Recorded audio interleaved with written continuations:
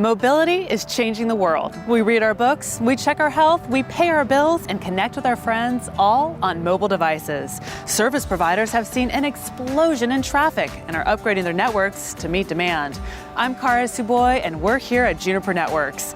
Recently, Juniper announced their Universal Access solution, a solution that unifies mobile business and residential access. Mike Marcellin is the Vice President of Marketing for the Platform Systems Division, and it was his team that led the marketing efforts behind the launch. So what is the Universal Access solution?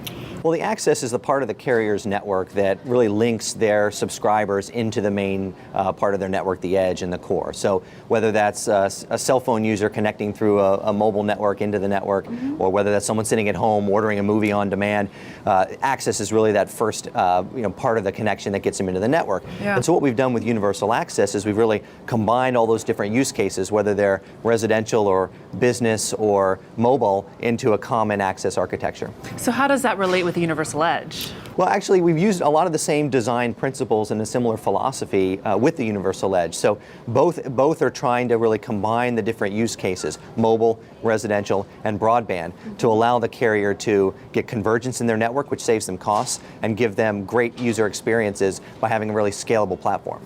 Complexity. Does this add complexity to the access network? Well, I think it actually simplifies it. I mean, if you think about what service providers are trying to do today, they're looking to converge for cost savings reasons, and convergence also can bring simplicity if you do it right. Sure. And so this gives them, a common platform at the access layer, combined, as you mentioned, with the Universal Edge, and really gives them an end-to-end MPLS view to help them manage their traffic a little bit better, and again, give better user experiences to their customers. So there's some cost saving by going to the MPLS. Well, yeah, MPLS gives you, really a level of traffic engineering that you don't get in traditional, more point-to-point type of connections, which is what the access network looks like today. Yeah. And so MPLS can definitely do that. In fact, we've worked with a university here in the U.S. to do a study of the savings, and we see, at least 30% savings. And as carriers go to higher speed, go to 10 gig, those savings can even grow more than that. When's it going to be available? We actually can start talking to customers about it now. We're officially going to be making it available for sale in second quarter and then shipping early third quarter.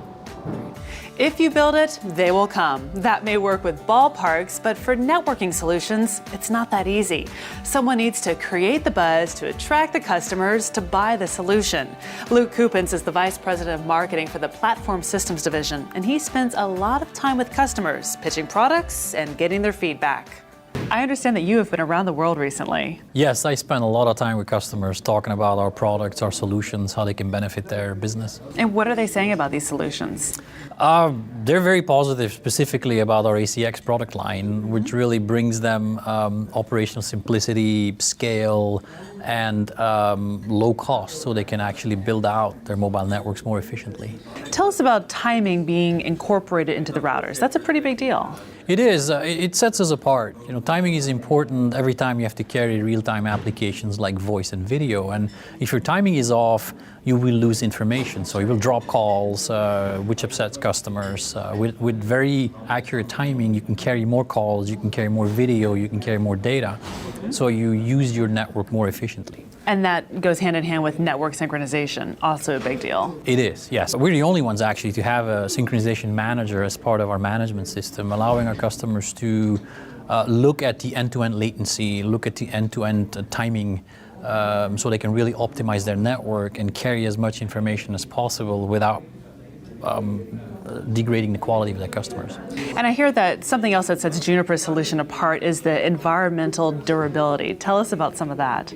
Yes, that is actually very important. It sounds simple, but the challenge is these devices are deployed in very harsh conditions, right. Typically near the cell towers, which are always deployed near the customers. And this could be very dusty conditions, very cold conditions, very hot conditions. Yeah. And you don't really want to build a fully climatized room around the cell tower.